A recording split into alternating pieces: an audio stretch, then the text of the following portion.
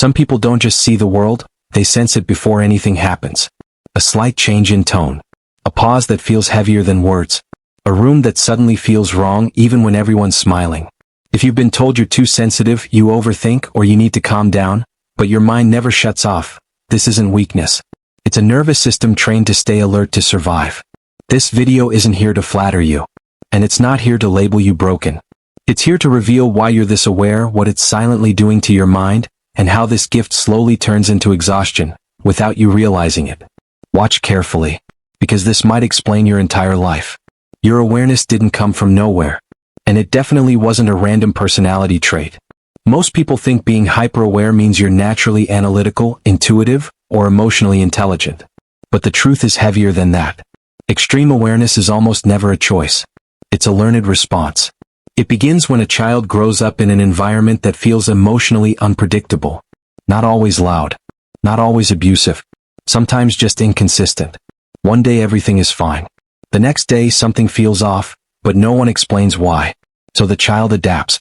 Because a child can't control the adults around them, the brain does the only thing it can do. It starts predicting. It learns to track moods before words. To notice tone before meaning. To feel tension in silence. To sense danger before it's spoken out loud. Not because the child is dramatic. Not because they're overthinking. But because awareness once meant safety. If I notice early, I can change my behavior. If I sense the shift, I can avoid the explosion. If I read the room, I won't get hurt. Slowly, quietly, the nervous system wires this belief into the body. Stay alert. Stay aware. Don't relax. And here's the part most people don't understand. The brain doesn't forget survival strategies. It keeps them, even when they're no longer needed. Years later, life may look stable.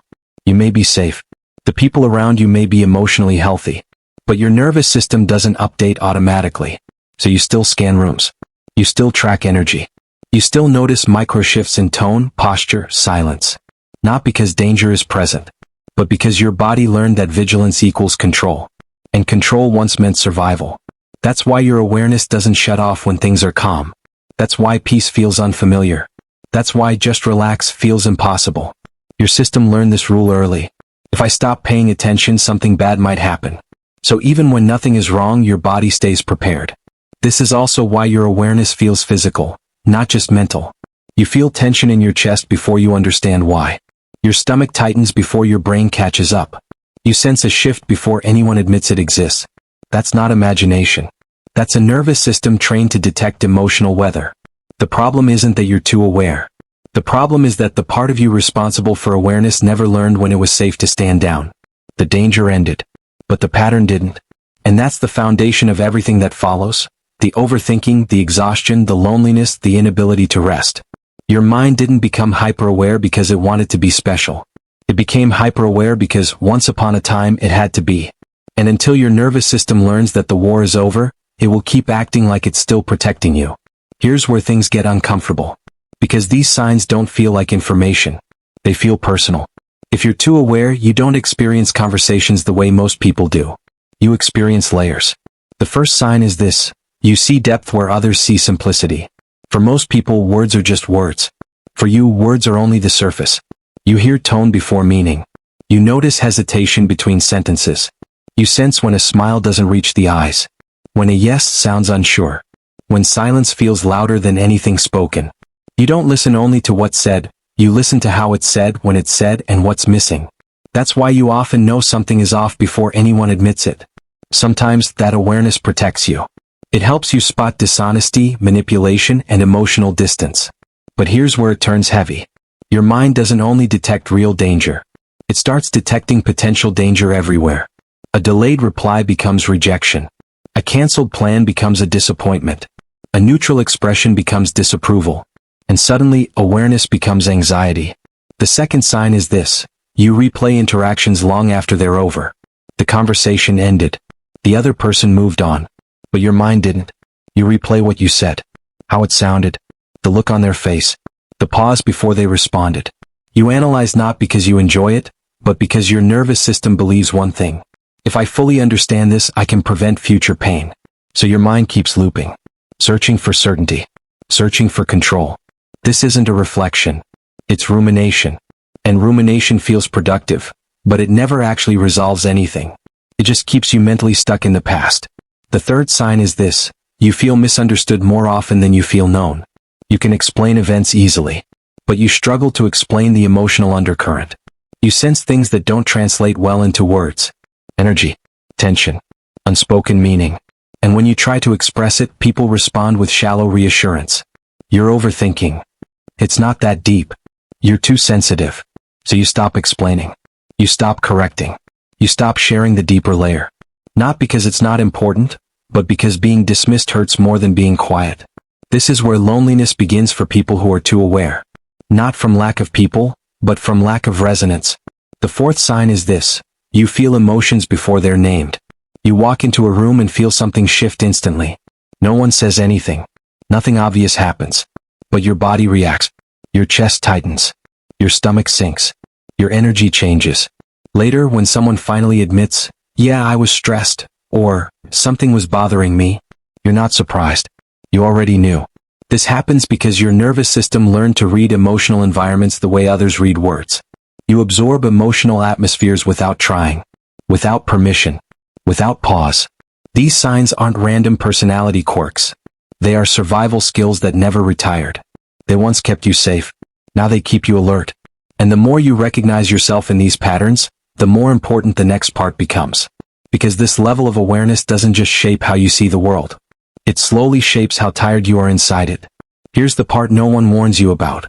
The problem isn't that you notice too much. The problem is that your nervous system treats neutrality as danger. For you, calm doesn't feel calm. Silence doesn't feel peaceful. Nothing is wrong doesn't feel reassuring. Because once upon a time, neutral moments were the moments before something went wrong. So even when life is stable, your body stays alert. You don't relax, you monitor. You sit on the couch, but your mind is scanning.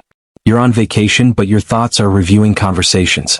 You're with people you love, but part of you is tracking their mood, their tone, their energy. Your mind never fully clocks out. Not because you enjoy thinking, but because relaxing once meant vulnerability. And vulnerability once came with a cost. That's why just let it go doesn't work for you. Your system doesn't hear relief. It hears risk. This is also why your exhaustion feels deep, not just physical. You're tired because you're always on, always watching, always anticipating, always preparing for something that might never happen. And then there's the loneliness. You can be in a room full of people and still feel alone. You can be in a relationship and still feel unseen. Because you don't experience conversations on the surface level. You see layers. You notice the pause before someone answers. The slight change in tone. The smile that fades too quickly. The energy shift no one else seems to register. While others hear one message, you hear 10. And you want depth. Real connection. Emotional honesty. But that depth comes with intensity.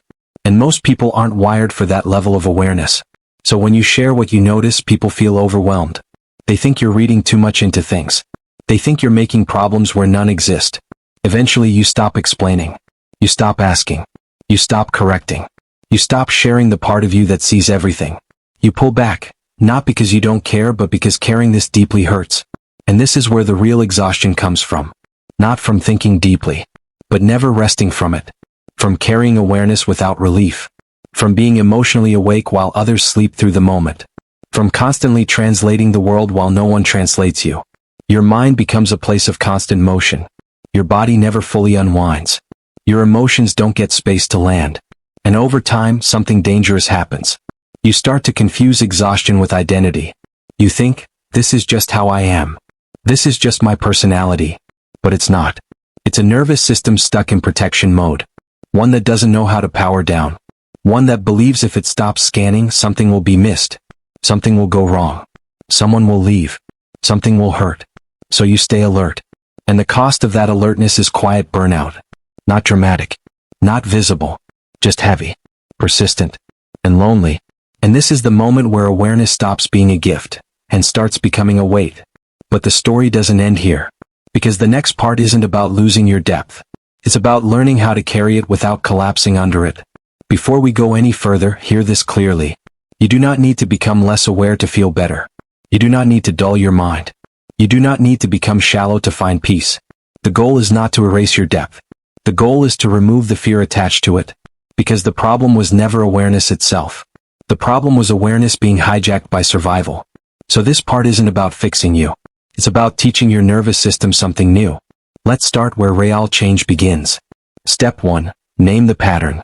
The moment you notice your mind looping, replaying a conversation, scanning for danger, decoding tone, pause. And name it. Not, "This is my intuition." Not, "This is just who I am." Say instead, "This is hypervigilance." That single word matters. Because hypervigilance is a behavior, not an identity. It's something your system does, not who you are. Naming creates distance. Distance creates choice. Your mind will resist. It will say, "No, this is important. We need to figure this out." But you're not denying the thought. You're just refusing to let it run the show. And that alone begins to calm the system. Step 2. Leave the mind and enter the body. This is where most people get stuck. They try to think their way into safety. But safety isn't logical. It's somatic. Your nervous system doesn't calm down because you understand something. It calms down because it feels safe. So instead of arguing with your thoughts, ground your body. Put your feet flat on the floor. Let your shoulders drop. Unclench your jaw. Take one slow breath where the exhale is longer than the inhale. Then look around and name what's real. A chair. A wall. A sound. The weight of your body. This pulls you out of past and future and back into now. Rumination lives in time. Safety lives in the present moment. And every time you return to now, you show your nervous system, "We're okay. Right here. Right now." Step 3. Replace why with what now. People who are too aware get trapped in why. Why did they say that? Why do I feel this way? Why am I like this? But healing doesn't come from perfect understanding. It comes from self-leadership. So ask a different question. Not, "Why is this happening?" But what do I need right now? A boundary? Reassurance? Rest? Distance? Expression? This shifts you from analysis into action. From fear into care. And when your nervous system sees that you can respond to discomfort, not just analyze it, it relaxes. Because it no longer has to predict everything. And here's the part people resist the most. Practice allowing uncertainty. Let one thought go unanswered. Let one moment stay imperfect. Let one interaction pass without decoding it. Not forever. Just enough to teach your body something new. Uncertainty is not danger. You're not becoming careless. You're becoming regulated. And regulation is what allows awareness to become a gift again, not a burden. The goal was never to stop feeling deeply. The goal was to stop hurting yourself with your depth. And when your nervous system finally learns that it doesn't have to stay on guard to keep you safe, your mind doesn't lose its power. It finally gets to rest. This is the hardest part. Not because it's complicated, but because it goes against everything your nervous system learned to survive. You weren't trained to live with uncertainty. You were trained to eliminate it. So when something feels unclear, unfinished, or unresolved, your body reacts as if danger is present. Your mind rushes in. It wants answers. It wants certainty. It wants control. And it tells you a lie that sounds like protection. If I don't figure this out, something bad will happen. That's why you replay conversations. That's why you decode messages. That's why you analyze silence. That's why unfinished moments feel unbearable. But here's the truth most people never learn. Certainty is not safety. It only feels like it. Real safety comes from knowing you can tolerate not knowing. And this is where healing actually begins. Not by solving everything, but by allowing small moments of uncertainty to exist. Let one question remain unanswered. Not forever, just for now. Let one text message go without rereading it 10 times. Let one awkward interaction stay awkward. Let one pause pass without filling it with meaning. Your nervous system will protest. You'll feel discomfort in your chest. Restlessness in your body. A pull to fix, explain, clarify. That discomfort is not danger. It's withdrawal. Your system is withdrawing from a pattern it relied on for years. And every time you stay present without fixing, something subtle but powerful happens. Your body learns a new lesson. Nothing bad happened. The world didn't collapse. You weren't abandoned. You didn't lose control. And that lesson matters more than any insight. Because your nervous system doesn't change through understanding. It changes through experience. Each time you tolerate uncertainty without chasing it, you rewire safety at a deeper level. Slowly, awareness loosens its grip. You stop feeling like you have to watch everything. You stop feeling responsible for reading everyone. You stop believing that your job is to predict the future. Awareness stops being a cage and becomes a choice. You can still think deeply, but only when you want to. You can still sense things without being overwhelmed by them. You can still feel without drowning in interpretation. This is what regulated awareness looks like. Not numb, not shallow, not disconnected, but grounded. You don't lose your depth. You gain freedom inside it. And here's the quiet truth. You don't need to be hyper-aware to be safe anymore. That job is done. Your nervous system carried you through something once. It did its work well. Now it needs permission to rest. And rest doesn't come from answers. It comes from trust. Trust that you can handle discomfort. Trust that you don't need to predict everything. Trust that life doesn't require constant surveillance. So let uncertainty exist, just a little. Not to give up control, but to reclaim peace. Because the goal was never to stop being aware. The goal was to stop paying for your awareness with exhaustion. And when you finally allow that, your mind doesn't become weaker. It becomes free. Your awareness saved you once. But survival was never meant to be your forever state. Peace is depth without self-punishment. Clarity without exhaustion. Awareness that rests when it's safe. You're not broken. You're not too much. You're someone whose mind learned to see everything, and is finally learning it doesn't have to carry everything. If this spoke to you, don't scroll past it. Like this video so it reaches others like you. Subscribe if you want content that understands you. And comment one word that describes how this made you feel. Your insight is a gift. And now you're allowed to keep it, without the pain.